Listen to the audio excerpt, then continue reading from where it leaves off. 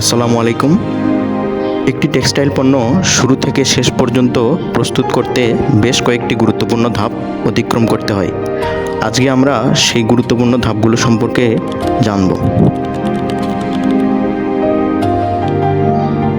ধাপগুলোর মধ্যে প্রথমেই থাকছে ফাইবার সংগ্রহ, অর্থাৎ তন্তু সংগ্রহ। ফাইবার দুই ধরনের, প্রাকৃতিক এবং কৃত্রিম। এখানে প্রাকৃতিক ফাইবার কটন অর্থাৎ তুলা গাছ থেকে তন্তু সংগ্রহের ভিডিও দেখানো হলো।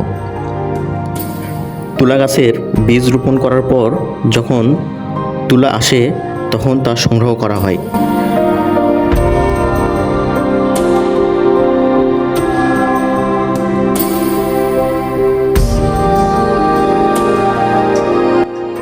তুলা গাছ থেকে তন্তু সংগ্রহের পর দেখা যায় তুলার সাথে ময়লা, জীবাণু এবং বিভিন্ন ধরনের দ্রব্যাদি লেগে থাকে।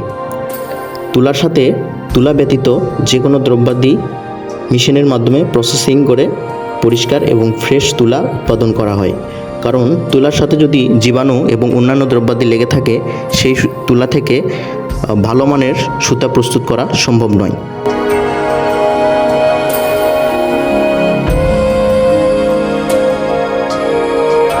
দ্বিতীয়ত স্পিনিং। স্পিনিং হলো একটি প্রক্রিয়া যার মাধ্যমে ফাইবারকে প্রসেস করে সুতা বানানো হয়। সুতা বানানোর ক্ষেত্রে কয়েকটি ধাপ অবলম্বন করতে হয়। প্রথম ধাপে থাকে বেল খোলা, অর্থাৎ তুলাকে একটি নির্দিষ্ট লাইনে সাজানো। দ্বিতীয় কার্ডিং, অর্থাৎ সমানভাবে সাজিয়ে পাতলা স্তর তৈরি করা। তৃতীয়ত কম্বিং, এখানে উচ্চমানের সুতা প্রস্তুত করতে ক্ষুদ্র এবং ছোট ফাইবারকে সরানো এবং ছাঁটাই করা। 4.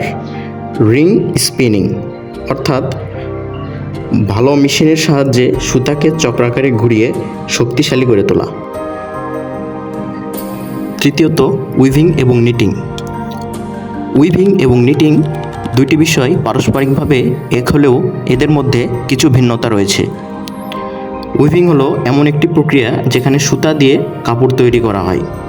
এখানে দুই ধরনের সুতা ব্যবহার হয়, উলম্ব সুতা এবং আনুভূমিক সুতা। আর নিটিং বিষয়টা হচ্ছে, এটাও এমন একটা প্রক্রিয়া যেখানে লুপ তৈরির মাধ্যমে, সুতা দিয়ে লুপ তৈরির মাধ্যমে কাপড় বানানো হয়। এখানেও দুই ধরনের ধাপ রয়েছে, এক সুতা দিয়ে লুপ তৈরি করা যায় এবং একাধিক সুতা দিয়ে লুপ তৈরি করা যায়। উইভিং এবং নিটিংয়ের মধ্যে মেইন পার্থক্যটা হলো, উইভিংয়ে লুপ তৈরি করা হয় না, কিন্তু নিটিংয়ে সুতা দিয়ে লুপ তৈরি করা হয়। এখানে এক সুতা দিয়ে লুপ তৈরি করা যায়, একাধিক সুতা দিয়ে লুপ তৈরি করা যায়, কিন্তু উইভিংয়ে লুপ তৈরি করা হয় না। উইভিং এবং নিটিং সেক্টরে মেশিনগুলো প্রচণ্ড ধরনের সাউন্ড বা নয়েজ করে। ওয়েট প্রসেস বলতে বোঝায় এমন সব প্রক্রিয়া যা টেক্সটাইল ফাইবার, সুতা বা কাপড়ের উপর তরল অর্থাৎ পানি বা কেমিক্যাল ব্যবহার করে সম্পন্ন করা হয়। এর মাধ্যমে কাপড়ের পরিষ্কার, রঙিন, প্রিন্টেড এবং নরম হয়ে থাকে। ওয়েট প্রসেসিং প্রক্রিয়াটি 3 ধাপে সম্পন্ন করা হয়।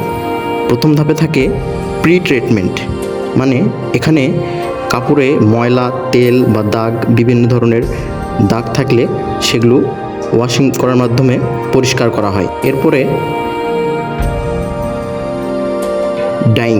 ডাইং অর্থাৎ রং করা, কালার, সোডা, বিভিন্ন কিছু মিক্সড করিয়ে রং প্রস্তুত করা হয় এবং মেশিনের মাধ্যমে কাপড়ে রং করা হয়। এবং রং করা শেষে কাপড়গুলো প্রিন্টিং করা হয়, অর্থাৎ ছাপা হয়। কাপড়ের উপরে বিভিন্ন ছাপ দেওয়া হয় এবং প্রিন্টিংয়ের মাধ্যমে প্রসেসটাকে সম্পূর্ণ করা হয়। Garment manufacturing. গার্মেন্ট ম্যানুফ্যাকচারিং বা পোশাক উৎপাদন একটি প্রক্রিয়া যার মাধ্যমে কাপড়কে কাটিং, সেলাই ও ফিনিশিংয়ের মাধ্যমে পরিধানযোগ্য করে তোলা হয়। এখানে কয়েকটি ধাপ থাকে। প্রথম ধাপ ডিজাইন ও প্যাটার্ন তৈরি, দ্বিতীয়ত কাপড় কাটা, তৃতীয়ত সেলাই করা, চতুর্থ চূড়ান্ত ফিনিশিং এবং প্রেসিং।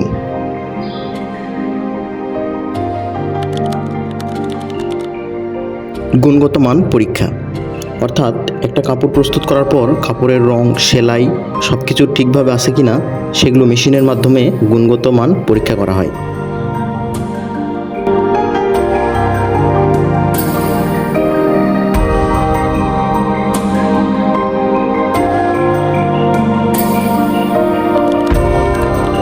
প্যাকেজিং এবং ডেলিভারি, অর্থাৎ গুণগত মান পরীক্ষা করার পর সব কিছু ঠিকঠাক থাকলে কাপড়কে প্যাকেজিং করার জন্য প্রস্তুত করা হয়।